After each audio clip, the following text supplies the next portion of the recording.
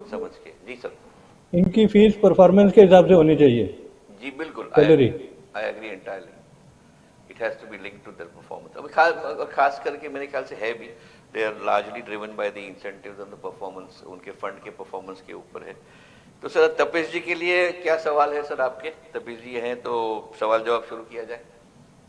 तपी जी से इन्फ्लेशन पर हम बात करना चाहेंगे। इन्फ्लेशन एक ऐसा शब्द है जी जो पूरी दुनिया में प्रसिद्ध हो गया है कि इसका सीधा साधा अर्थ ऐसा है जी कि ज्यादा पैसे में कम चीजें आती हैं। अभी जी पहले कम पैसे में ज्यादा चीजें आती थी, जी ये हमारे बूढ़े लोग कहा करते थे, और वही इन्फ्लेशन की परिभाषा है। तो उस पर हम चर्चा करना चाहेंगे इनसे कि कंज्यूमर्स और बिजनेसेस जो है अभी परचेजिंग पावर उनकी खत्म हो रही है, जी उसके क्या कारण है? सफीर जी बताएंगे, आपके व्यूज भी। सिटी सिटी जी, यहाँ पे जो हमने देखा कि इन्फ्लेशन जो बढ़ने स्टार्ट हुआ है, इन्फ्लेशन हमारा यूक्रेन पे जो यूक्रेन रशिया के बाद जो एनर्जी क्राइसिस आया वो मेन कॉज था, जिसके कारण ओवर द ग्लोब इन्फ्लेशन यहाँ पे काफी स्पीड से बढ़ना स्टार्ट हुआ है। और इस इन्फ्लेशन एक सेकंड, मेरी आवाज वापस रिपीट हो रही है, तो एक बार बार रिपीट हो रही है मेरी थोड़ा आवाज। एको आ रहा है। Technical team, can you just take care of the echo please? Go ahead the fisher, will correct that. Okay, fine, now it's perfect. Yeah.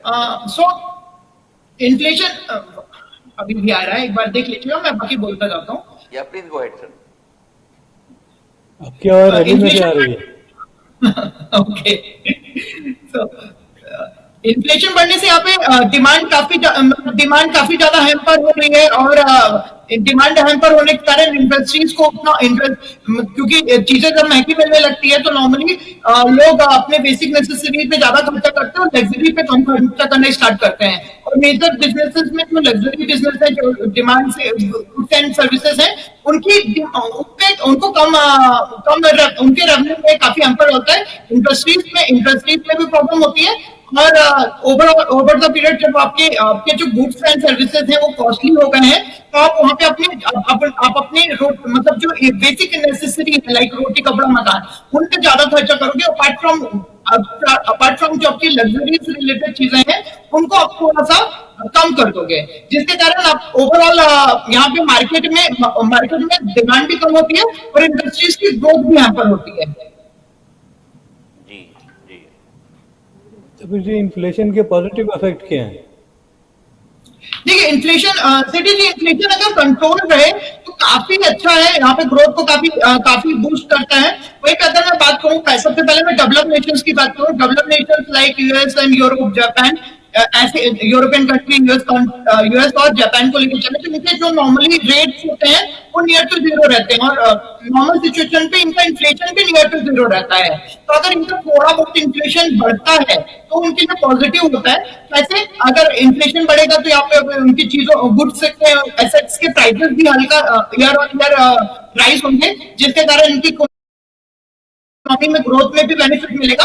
First thing. Second thing, यहाँ पे अगर थोड़ा सा इन्फ्लेशन रहेगा तो उनकी ईल्ड भी ज्यादा रहेगी, ईल्ड ज्यादा रहने से ज्यादा कैपिटल आउटफ्लो भी नहीं होगा, उनके देश से बाहर उनकी कैपिटल भी इनफ्लो रहेगा। लेकिन यहाँ पे हमें ध्यान रखना होगा, इन्फ्लेशन थोड़ा बढ़ना अच्छा होता है, बट अगर वो कंट्रोल से बाहर हो जाए तो बहुत ज्यादा पेनफुल हो सकता है। तो हल्का इन्फ्लेशन डेवलप नेशंस के लिए जरूरी है। डेवलप नेशंस के लिए काफी अच्छा होता है, उनकी इकोनॉमी को और ज्यादा बूस्ट करता है, उनकी एसेट्स की प्राइसेस को और बढ़ाता है, और उनका यील्ड बेटर यील्ड देता है, जहां से जिसके कारण वहां पे के जो इन्वेस्टर है दूसरे बाहर ओवरसीज मार्केट में कैपिटल आउटफ्लो नहीं करते और उनके कंट्री में ही कैपिटल फ्लो बना हुआ रहता है। तो डेवलप नेशंस के लिए हल्का इन्फ्लेशन अच्छा है, बट वो कंट्रोल करना बहुत इंपॉर्टेंट होता है, क्योंकि कोई भी इकोनॉमिस्ट, बड़े से बड़ा इकोनॉमिक्स ऐसा नहीं बोल सकता है कि वो इन्फ्लेशन थोड़ा बढ़ा के कंट्रोल कर लेगा। इसीलिए कभी भी कोई मेजर इकोनॉमी इन्फ्लेशन बढ़ाने का ट्राई नहीं करती। हालांकि हमने यूएस का कई बार देखा है, यूएस अपने एक्स्ट्रा डॉलर प्रिंट करके लिक्विडिटी बढ़ाने का ट्राई करता है, जिससे उनका इन्फ्लेशन भी बढ़ता है और वो समहाउ उनको बेनिफिट भी करता है, उनकी लिक्विडिटी भी मेंटेन होती है और थोड़ी बहुत उनकी एसेट के प्राइसेस भी बढ़ने के कारण उनकी ओवरऑल इकोनॉमी में हल्की ग्रोथ भी देखी जाती है। बट वहीं पे अगर दूसरी कंट्री को करने जाए तो उसके लिए हो सकता है वो हार्मफुल भी हो जा सकता है। अभी तभी जी दो भूत हैं हमारे सामने, दो भूत हैं, एक इन्फ्लेशन का, एक डिफ्लेशन का। तो कौन से के साथ हमें रहना चाहिए? डिप्रेशन, पहले तो हमें डिप्रेशन समझना पड़ेगा। डिप्रेशन नॉर्मली तब होता है जब मार्केट से डिमांड ही खत्म हो जाती है, कोई कुछ खरीदने के लिए रेडी नहीं है, उसके कारण इन्फ्लेशन निगेटिव हो जाता है, जिसे हम डिप्रेशन बोलते हैं। सबसे बड़ा डिप्रेशन का जो हमारे पास एग्जांपल है 1929 का ग्रेट डिप्रेशन है, जब वर्ल्ड वॉर 1 के बाद पूरे मार्केट में डिमांड ही खत्म हो गई। पूरे चाहे हम यूरोपियन मार्केट की बात करें, अमेरिकन मार्केट की बात करें, वहां पे कोई भी अपार्ट फ्रॉम मतलब जो बेसिक नेसेसिटी थी उनके अलावा ब्रेड एंड बटर खर्च करने के लिए रेडी नहीं हो रहा था। अगर डिप्रेशन होता है तो वो इकोनॉमी में ग्रोथ पूरी खत्म हो जाती है, वहां पे आपका इन्फ्लेशन कम होने के साथ आपकी इकोनॉमिक ग्रोथ भी पूरी खत्म कर दी जाती है। और लेटर सुनर अगर डिप्रेशन हुआ है तो वो बहुत थोड़े से टाइम के बाद वो हायर इन्फ्लेशन में भी कन्वर्ट हो सकता है। उसे हायर इन्फ्लेशन में कन्वर्ट होने पे ज्यादा टाइम नहीं लगेगा। तो डिप्रेशन किसी भी कंडीशन में अच्छा सिचुएशन नहीं है। अगर डिप्रेशन हुआ है तो वो भी हायर इन्फ्लेशन में बदल जाएगा, और इन्फ्लेशन है आउट ऑफ कंट्रोल है तो वो भी बहुत ज्यादा डरावना हो सकता है। काफी देशों के हम एग्जांपल देख चुके हैं। 2008 के आसपास तक जिम्बाब्वे का देखिए, ग्रेट वहां पे हाइपर इन्फ्लेशन के कारण कैसी सिचुएशन हुई थी, लोगों को प्रॉपर खाने की चीजें भी नहीं मिल पा रही थी। अभी करंट सिनेरियो पे आप वेनेजुएला का एग्जांपल देख सकते हैं। वेनेजुएला हायर इन्फ्लेशन से जूझ रहा है, तो वहां पे लोगों को काफी ज्यादा प्रॉब्लम फेस करनी पड़ रही है even for the basic necessity. Turkey is another example जो हाई इन्फ्लेशन से जूझ रहा है। वहां पे भी लोगों को वेनेजुएला और जिम्बाब्वे जैसी तो नहीं, बट वहां पे भी प्रॉब्लम फेस करनी पड़ रही है। और हम नहीं चाहेंगे कि यूरोप की किसी कंट्री को ऐसी सिचुएशन इन फ्यूचर देखने को मिले। यहाँ पे हायर इन्फ्लेशन और डिप्लेशन दोनों ही हमारे लिए निगेटिव है, दोनों ही हमारे लिए डरावने हैं। इन्फ्लेशन का सबसे इंपॉर्टेंट होता है कि वहां पर सेंट्रल बैंक उसको कंट्रोल पे रखे, ना नीचे साइड ज्यादा जाने दे ना ऊपर साइड ज्यादा जाने दे। जी बिल्कुल। अभी 1929 की आपने बात की तो उस समय एप्पल नहीं बिक रहे थे, तो खरीदने वाला कोई नहीं था, तो सब ब्रेड एंड बटर वाले थे। सब ब्रेड बटर वाले ही। तो अभी ये जो होता है डिफ्लेशन में चीजें सस्ती मिलती हैं, फिर भी बोलते हैं स्टॉक्स में, रियल एस्टेट में, बॉन्ड खरीदने में रिस्क है। सर यहाँ पे चीजें तो सस्ती मिलेगी। देखिए सर, अगर मार्केट में डिमांड ही नहीं है तो ऑब्वियसली वहां पे लिक्विडिटी मतलब फंड फ्लो ही नहीं होगा। अगर वहां पे कोई कुछ एक्सपेंडिचर ही नहीं करेगा तो इंडस्ट्रीज के पास पैसे ही नहीं जाएंगे, तो वो वहां पे वो प्रोडक्शन ही नहीं करेंगे, तो ओवरऑल इकोनॉमी की जो इकोनॉमी का साइकिल है वो ठप पड़ जाएगा। और वहां पे इकोनॉमी का साइकिल ठप पड़ने से लोग अनएम्प्लॉयमेंट होना भी स्टार्ट कर जाते हैं। ऑब्वियसली वहां पे जो लोग हैं, जब कुछ प्रोडक्शन वो सफिशिएंट अपने रिसोर्सेज को यूटिलाइज नहीं कर पा रहे हैं तो अपने मैन पावर को भी फायर करेंगे, मैन पावर भी कम करेंगे। यहाँ पे हर टाइप से इकोनॉमी सफर करती है, और किसी भी टाइप से डिप्रेशन से हम सरवाइव नहीं कर सकते हैं। तो जल्द से जल्द अगर ऐसी कभी सिचुएशन होती है तो सेंट्रल बैंक को और गवर्नमेंट को दोनों को मिलकर ऐसी सिचुएशन को जल्द से जल्द सॉल्व करना पड़ता है। मैकेंजी ने एक रिपोर्ट दी है, उसमें कहा है कि 44% लोगों ने, जो एंटरप्रेन्योर्स हैं, ओनर्स हैं इंडस्ट्री के, उन्होंने बोला है they are going to reduce workforce, वो कामगारों को निकालने वाले हैं, कम करने वाले हैं। तो इससे क्या डिफ्लेशन होगा, इन्फ्लेशन होगा?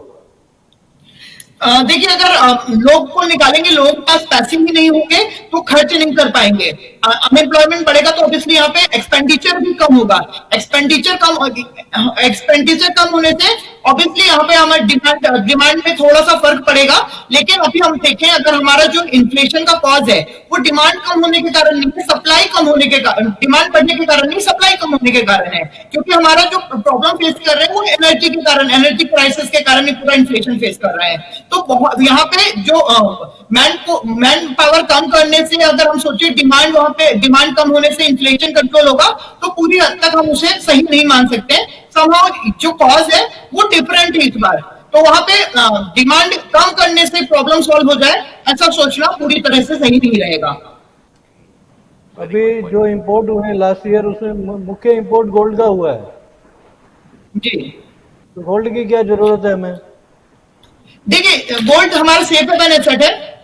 जब हमें मार्केट में गवर्नमेंट बॉन्ड्स में या फिर हमें इक्विटीज में ग्रोइंग एसेट में भरोसा नहीं रहता कि वो रिटर्न दे पाएंगे या फिर वो कहीं वहां पे डिफॉल्ट ना हो जाए, तो हम सबसे ज्यादा जो इन्वेस्टमेंट है वो गोल्ड में ट्राई करते हैं। तो जब भी इकोनॉमी ग्रोथ पे नहीं होती है, रिसेशन में होती है, तो सबसे जो फेवरेट एसेट होती है इन्वेस्टर्स के लिए वो सेफ हेवन एसेट होती है, जिनमें से सेफ हेवन में सबसे ज्यादा पॉपुलर एसेट हमारी गोल्ड होती है। तो जब भी सिचुएशन थोड़ी सी क्रिटिकल होती है तो गोल्ड की डिमांड हमेशा ही बढ़ जाती है। अभी आपको क्या लगता है, रिसेशन आएगा? सर रिसेशन तो है, अभी इसमें कोई डाउट नहीं है कि रिसेशन आएगा, रिसेशन है। अब यहाँ पे क्वेश्चन हम ये डिबेट कर सकते हैं कि किसको ज्यादा इंपैक्ट करेगा, किसको कम इंपैक्ट करेगा, but global recession is there, ये ट्रूथ है। अब इसको हम और ज्यादा नहीं झुकला सकते हैं। हालांकि पहले भी हम काफी टाइम से यहाँ पे हम लोग डिस्कस कर रहे हैं और हम बात कर रहे हैं कि इंडियन इकोनॉमी की जो सिचुएशन है उसका रिसेशन पे बहुत ज्यादा फर्क नहीं पड़ेगा, बट समहाउ हम भी ग्लोबल मार्केट से कनेक्टेड है, तो ग्लोबल मार्केट की वोलेटिलिटी के कारण हमें भी वोलेटिलिटी सहनी पड़ेगी। तो थोड़ी बहुत वोलेटिलिटी आएगी, थोड़ा बहुत हमें भी पेन देखना पड़ेगा, बट ये हमारा बहुत ज्यादा डीप नहीं रहेगा। ये पेन हम ऑब्वियसली ऐसे डिप में, अगर पेन के कारण हमारे क्वालिटी एसेट्स में एक फेयर प्राइस मिलता है, बेटर प्राइस मिलता है, तो वहां पे हम बाइंग की कंडीशन ही, बाइंग की स्ट्रेटजी ही फॉलो करेंगे। निखिल जी पूछिए आप। जी जी तपीश जी, ये रिसेशन की जब बात होती है और मैं अभी 3 हफ्ते बाहर था, भारत के बाहर था और काफ़ी देशों में घूमा, यूरोप के और सिंगापुर भी गया था। तो जब आप ग्राउंड लेवल पे देखते हैं, यानी आप दुकानों में जाते हैं, आप रेस्टोरेंट में जाते हैं, आप होटल में रहते हैं, आप फ्लाइट की टिकट लेते हैं, तो वहाँ तो मुझे कहीं भी रिसेशन का नामो निशान नहीं दिखाई दिया, क्योंकि आपको ना फ्लाइट की टिकट मिलती है, ना होटल का रूम मिलता है, ना रेस्टोरेंट में आप जब खाना खाने जाते हो तो बोलते हैं 2 घंटा आपको कतार में खड़ा रहना पड़ेगा। तो जब हम ये सब देखते हैं, और ख़ास करके लंदन, मैं लंदन भी था और मैं यूरोप, ईस्टर्न यूरोप में भी था, तो वहाँ पे जो कहा जाता है कि जो सबसे रिसेशन प्रोन एरियाज है, तो वहाँ पे जब मैं गया, जब मैंने ये देखा, तो तब हम सोचते हैं बतौर एक नागरिक के, बतौर एक टूरिस्ट के, कि न कि एक इकोनॉमिस्ट के व्यू से, कि जब ग्राउंड लेवल पे शॉप्स भरे पड़े हैं, रिटेल शॉप्स में भी लग रहा है कि लोग जाके खरीद रहे हैं और होटलों में जा रहे हैं और ट्रैवल कर रहे हैं, तो ये जो एक दोगलापन दिखता है जब आप एक कुछ और देख रहे हो और कुछ सुन और रहे हो, तो ये रिसेशन का एक क्या नाप होता है? How do you say there is a recession? Is that क्या जीडीपी की ग्रोथ में कमी होती है? क्या होता है रिसेशन में? देखिए निखिल जी, यहाँ पे बहुत अच्छा पॉइंट आपने बोला। इस बार का जो प्रॉब्लम हम देख रहे हैं वो ऐसी नहीं है कि डिमांड कम होने के कारण हुई है, ये जो प्रॉब्लम है सप्लाई के कारण हुई है। बिल्कुल सही आपने बोला कि जब हम रिसेशन को इंडिकेट करते हैं कि अगर ग्रोथ हमारी निगेटिव हो जाए, इंडस्ट्रीज हैम्पर होने लगे, तो हमारा फर्स्ट स्टेप है। अभी हम पूरी तरह से रिसेशन में नहीं है, टेक्निकली हम रिसेशन में है, क्योंकि हमने अभी कुछ क्वार्टर थोड़े से नॉमिनल निगेटिव में देखे हैं। अभी अगर आप देखो तो यूएस का जो अनएम्प्लॉयमेंट रेट है 3.7, जो कि बहुत ज्यादा बुरा नहीं है। 4% के नीचे अगर अनएम्प्लॉयमेंट रेट होता है तो उसे हम रिसेशन नहीं मानते हैं। तो अगर हम यहाँ पे ओवरऑल ग्लोबल इकोनॉमी में जो स्टेबल कंट्रीज हैं, अगर यूएस की बात करें, इंडिया की बात करें, तो उनमें ज्यादा प्रॉब्लम नहीं है। वहां पे यूएस में अभी भी लोगों के पास जॉब है। इंडिया में भी अगर हम देखें तो आप ऑटोमोबाइल्स वगैरह पे आप एक पॉपुलर, कोई भी पॉपुलर कार लेने चले जाओ, आपको एक साइकिल रेटिंग मिलेगी। हर एक मतलब जो 10 to 20 लाख के बीच की कार होती है, आराम से मिलेगी। और आप इंडस्ट्रियल में भी देखो, कॉर्पोरेट अर्निंग भी देखो, तो बहुत ज्यादा हैम्पर होती हुई नहीं दिख रही है। इसका जो मेन असर है वो हमें स्पेसिफिक कुछ रीजंस में देखने को ज्यादा मिल रहा है, specially on the European side और यूके साइड। यूके में आपने बोला कि अभी हो सकता है आपको उतना ज्यादा नहीं दिखा हो, लेकिन अभी जैसे मेरे कुछ फ्रेंड्स हैं specially in UK Scotland and side, तो उन्होंने पहले भी मुझे बताया कि वहां पे वीकेंड्स में कभी कभी होता है कि सुपरमार्केट्स खाली हो जाते हैं, सप्लाई चेन हैम्पर है। ब्रेक्जिट के बाद हमने काफी बार देखा है कि यूके की सप्लाई चेन हैम्पर है, एंड ब्रेक्जिट के बाद हमने यहाँ पे एनर्जी क्राइसिस के बाद भी देखा कि यूरोपियन कंट्रीज में भी लोड शेडिंग की बात होने लगी है, जो यूरोप के लिए उतना इजी नहीं है। इन्फ्लेशन का हम देखें तो इन्फ्लेशन 40-45 ईयर्स में यूरोप में हमने सबसे ज्यादा इन्फ्लेशन देखा, उससे पहले उन्होंने इतना इन्फ्लेशन नहीं देखा। तो ये अर्ली इंडिकेशन है, अभी यहाँ पे इंडिकेशन देखने को मिल रहे हैं। अब ये समहाउ ये इंडिकेटर्स अगर डेवलप हुए इकोनॉमिकल फॉर्म पे, जैसे अभी हम इमीडिएटली देख रहे हैं, दो काफी लीडिंग बैंक्स हैं जिनकी रिपोर्ट्स काफी अच्छी नहीं आ रही है, उनके क्रेडिट डिफॉल्ट डिफॉल्ट रेटिंग काफी ज्यादा बढ़ते हुए दिख रहे हैं, जो एक इंडिकेट करते हैं वो फ्यूचर में हो सकता है उनके वहां पे लोगों को कॉन्फिडेंस कम होने स्टार्ट हो सकता है, वो फ्यूचर में डिफॉल्ट न कर दें। तो अगर ऐसा कुछ होता है कि कोई कंपनी, बड़ी कंपनी बैंकरप्सी फाइल करती है, तो एक बड़ी कंपनी के कारण कई सारी कंपनियां, कई सारे मल्टीनेशनल कंपनियां पर होती है, जिससे काफी ज्यादा हम अनएम्प्लॉयमेंट भी देख सकते हैं। तो वो रिसेशन की दूसरी स्टेज होती है। तो वो वहां पे अगर हम देखें सेकेंड स्टेज पे, हमें एक्चुअल में पेन फील होता है। फर्स्ट स्टेप पे कभी भी बहुत ज्यादा पेन फील नहीं होता है, वहां पे देखें काफी कम एरिया पे, काफी कम सेगमेंट के लोगों को ही वहां पे पेन दिखता है। बट सेकेंड स्टेप पे ओवरऑल पॉपुलेशन को यहाँ पे रिसेशन का पेन दिखना स्टार्ट होता है। हम हालांकि हम नहीं चाहेंगे कि हम सेकेंड स्टेप पे जाएं, सेकेंड लेवल पे जाएं, और फर्स्ट लेवल पे चीजें स्टेबल हो जाए तो बेटर है। जी बिल्कुल, एक टिप्पणी करूंगा और आपसे भी टिप्पणी लूंगा उसके ऊपर कि अगर हम या डेवलप्ड नेशन हो या डेवलपिंग नेशन हो, अगर आपका इकोनॉमी एक सेविंग्स इकोनॉमी है, ना कि एक कंजम्पशन इकोनॉमी, और अगर आप सेविंग्स ड्रिवन इकोनॉमी है, तो जब इन्फ्लेशन होता है तो आपके ब्याज के दर बढ़ते हैं, तो आपकी आय भी बढ़ती है। तो एक रिस्क का एक मिटिगेशन होता है, रिस्क को एक आपने उसको हेज कर दिया होता है, क्योंकि आपने बचत की है, और बचत के ऊपर जो आपको ब्याज मिलता है वो इन्फ्लेशन के रेट से ज़्यादा होता है, ज़्यादा होना चाहिए नॉर्मली, अब कभी कभी नहीं होता है बट नॉर्मली ज़्यादा होता है। तो आपकी राय में जब भारत, जैसे Bharat is known to have been for centuries a savings economy as opposed to let's say America, which has सालों से उसको एक कंजम्पशन इकोनॉमी कहा जाता है, कि they live paycheck to paycheck, यानी आपको पगार का पैसा मिला और 4 दिन में आपने खर्चा कर दिया और फिर आप फिर से थन गोपाल हो गए, और फिर नेक्स्ट चेक नहीं आता है तब तक आपके पास पैसा नहीं होता है।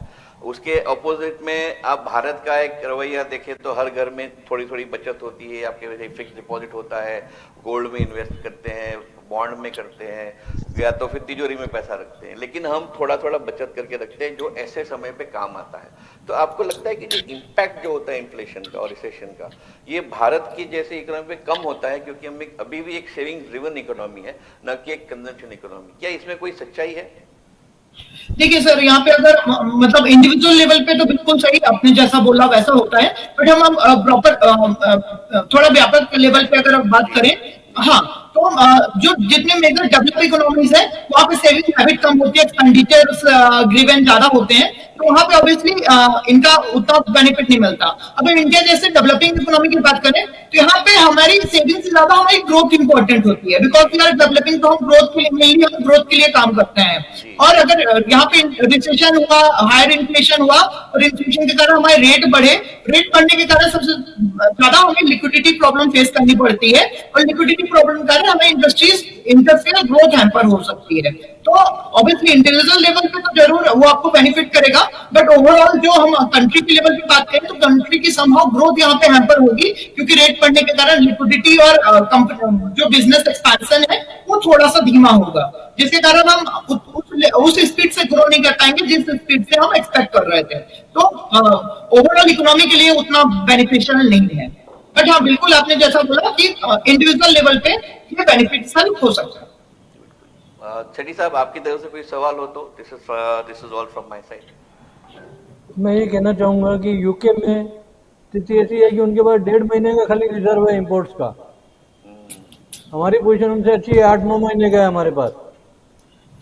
तो ये इंडिविजुअल्स की हैबिट की तो आप बात कर रहे हैं निखिल जी, वो कंट्री की भी हैबिट है, खराब है, कंट्री ने सेव करके नहीं रखा है जी।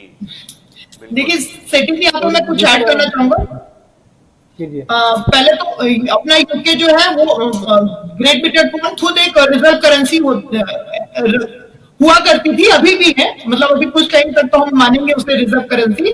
तो जितने भी रिजर्व करेंसीज होती है वो नॉर्मली उतना ज्यादा फॉरेक्स रिजर्व नहीं रखती हैं। वहीं पर दूसरे एस्पेक्ट पे भी देखें तो यूके के पास अभी भी क्रेडिट लिमिट है यूएस की, तो यूएस बॉन्ड कितना भी वो क्रेडिट लिमिट में खरीद सकता है। तो अगर उसे फॉरेक्स रिजर्व की जरूरत पड़ी तो वो अपनी क्रेडिट लिमिट यूज करते हुए यूएस गवर्नमेंट बॉन्ड को इजीली एक्सेस कर सकता है। तो उस पॉइंट ऑफ व्यू से उसको बहुत ज्यादा प्रॉब्लम नहीं होगी, बट हाँ जिस हिसाब से यूके पॉलिटिकल क्राइसिस चल रहा है और जिस हिसाब से वो एक्टिविटी कर रहे हैं, वो जरूर उनको ज्यादा प्रॉब्लम में डाल सकते हैं। अभी लेटेस्ट क्या हुआ है, आईएमएफ का खजाना भी खाली हो गया है। आईएमएफ ने बोल दिया $150 बिलियन के उसने लोन दिए हैं ये पाकिस्तान को देने के लिए पैसा नहीं है उसके पास। जी जी बिल्कुल बिल्कुल। और और ऊपर से यूके भी मांग रहा है, उसको डर है कि यूके भी मांग सकता है। तो क्या जी होगा? यूके भी पैसा मांग रहा है, बिल्कुल बिल्कुल ये बिल्कुल। तो बूट सूट वाले मांग रहे हैं।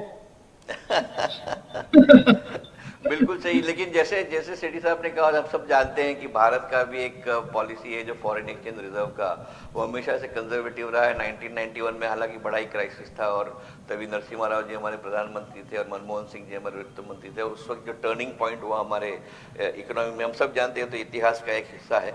और मेरे ख्याल से उसके बाद जो जो एकदम प्रूडेंट पॉलिसीज फॉलो करी आरबीआई ने, और शायद भारत के अर्थव्यवस्था में भी हेल्प हुआ कि अब हमारे पास कंफर्टेबल रिजर्व भी है और आरबीआई अपना अपना काम बहुत ही ठीक तरह से, पेचीदा तरह से निभा रही है, बहुत ही बढ़िया कर रही है। तो शेट्टी साहब, if you have any more questions from Tapish ji, और we can wind up program. नहीं, मेरा इन्फ्लेशन का थंब रूल ये है कि 2% इन्फ्लेशन सही है। जी पूरे वर्ल्ड में ऐसा अनुमान लगाया है, जी यूएसए का, यूरोप का, कि 2% इन्फ्लेशन तो होनी चाहिए। I don't know, I demand think को boost up दैट करने के लिए। Jury is out on that, because देखिए मेरे हिसाब से तपीश जी आप मानेंगे कि कोई भी अर्थव्यवस्था एक स्टेबल तो रहेगी नहीं कि ना इन्फ्लेशन होगा ना डिफ्लेशन होगा और सब स्टेडी होगा। कहीं ना कहीं there has to be a spike और अ ट्राउ। तो ये अभी 2% हेल्दी है, 1% हेल्दी है, 3% हेल्दी है, इसको नापना क्या क्या कोई एक स्टैंडर्ड है क्या नहीं है? कोई कोई टिप्पणी आपकी सेठी साहब के कमेंट पे? देखिए सर, यहाँ पे डेवलप इकोनॉमीज की बात करें, डेवलप इकोनॉमीज में अगर हमें ग्रो करना है तो हमें लिक्विडिटी बढ़ानी पड़ेगी, जी हमें हमारे बिजनेस को एक्सपांड करना पड़ेगा। तो ओवर द पीरियड हमें चाहिए कि हमारा इन्फ्लेशन ईयर बाय ईयर कम हो, जिससे हम और ज्यादा रेट कट कर सकें, जिससे इकोनॉमी में और ज्यादा लिक्विडिटी आ पाए, कम रेट पे लोगों को ज्यादा लोन मिल पाए, जिससे वो बिजनेस को एक्सपांड करें और ओवर द पीरियड हमारी इकोनॉमी ग्रो हो, ज्यादा इंप्लॉयमेंट क्रिएट हो। वहीं पे एक बार अगर कोई कंट्री डेवलप हो चुकी है, तो डेवलप हो चुकी, तो ऑब्वियसली वहां पे जो उसके रेट होंगे वो जीरो कैश तक पहुंच जाएंगे। तो वो चाहते हैं कि उनका थोड़ा सा इन्फ्लेशन बढ़े, जिससे उनकी ग्रोथ और ज्यादा, यहाँ पर ग्रोथ थोड़ी और ज्यादा बढ़े, वहां पे थोड़ा सा उनको और ज्यादा बेनिफिट मिलता हुआ दिखे। तो ये बिल्कुल सही बात है। बट साथ में मैं एक और पॉइंट ऐड करना चाहूंगा, इन्फ्लेशन को हम अकेले मेजर नहीं कर सकते, इन्फ्लेशन के साथ हमें ग्रोथ देखनी पड़ेगी। अगर इन्फ्लेशन बढ़ रहा है और साथ में हमारी जीडीपी ग्रोथ भी बढ़ रही है तो वो हमारे लिए अच्छा है। लेकिन केवल इन्फ्लेशन बढ़ रहा है और हमारी ग्रोथ नहीं बढ़ रही है, फिर हमारी ग्रोथ निगेटिव है, तो हमारे लिए पेनफुल होगा। तो इन्फ्लेशन अकेले हमारे टेंशन नहीं होता, इन्फ्लेशन हमारे लिए तब टेंशन हो जाता है कि वो हमारी ग्रोथ, या तो हमारी ग्रोथ को हैम्पर करे, या तो हमारे यहाँ अनएम्प्लॉयमेंट बढ़ाए। अगर जब तक इन्फ्लेशन हमारी ग्रोथ को हैम्पर नहीं करता, हमारा अनएम्प्लॉयमेंट नहीं बढ़ाता, तब तक इन्फ्लेशन हमारे लिए काफी अच्छा माना जाता है, हम इकोनॉमी के लिए अच्छा माना जाता है। बैड वो तभी होता है, जब वही होता है जब वो हमारी इकोनॉमी को हैम्पर करना स्टार्ट करता है। बिल्कुल, बहुत बढ़िया पॉइंट बोला आपने। इन्फ्लेशन अपने आप में नहीं देखा जाता है। इन्फ्लेशन के साथ अगर जीडीपी ग्रोथ आपका इन्फ्लेशन से ज्यादा है तो आपका रियल ग्रोथ होता है, और अगर नहीं होता है तो फिर नेगेटिव ग्रोथ है, यानी कि आपका एक्चुअल ग्रोथ श्रिंक होता है, इकोनॉमी श्रिंक होती है। और ये कभी भी किसी भी दृष्टिकोण से ये वेलकम, इसका स्वागत नहीं किया जा सकता। तपीश जी, बहुत बहुत शुक्रिया, आपने बहुत ही बढ़िया बात बोली आज इन्फ्लेशन और डिफ्लेशन, और खास करके रिसेशन पे इसका क्या मतलब है, इसका क्या असर होता है। और हम हमेशा के लिए आपके लिए आभारी रहेंगे आपके, कि आप आते हैं और इतनी बढ़िया तरह से समझाते हैं हमारे दर्शकों को इन चीजों के बारे में। बहुत बहुत शुक्रिया, और आने वाले प्रोग्रामों में जरूर आपको Thank you so फिर much, से आइएगा। धन्यवाद। सेठी साहब, जाते जाते कोई fine and then we can